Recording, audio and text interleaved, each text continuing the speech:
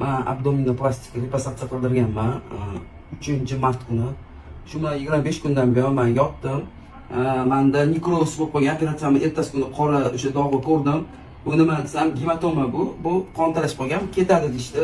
Shu bilan 25 kun shuni ketishini xohlab, keyin 25 kundan xavotir olib boshqa doktorlarga jo'natsam, bu nekroz srochni qarating deb bir emas 5-6 ta abdominoplastika boshqa vrachlar menga aytdi. Keyin men bularga aytib, janjal qilganimdan keyin mana 5 kun bo'ldi, men apparatni qo'yishdi.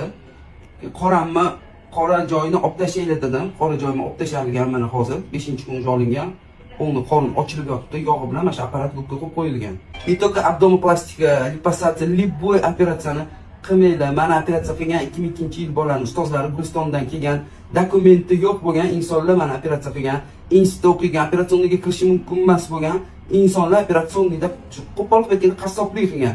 O'shaning uchun hech qanaqa даже qo'linglarni привязка qilgani ham baxtga meni boykot e'lon qilishinglarni so'rayman sizlardan. Hammaga rahmat, Allohga shukr.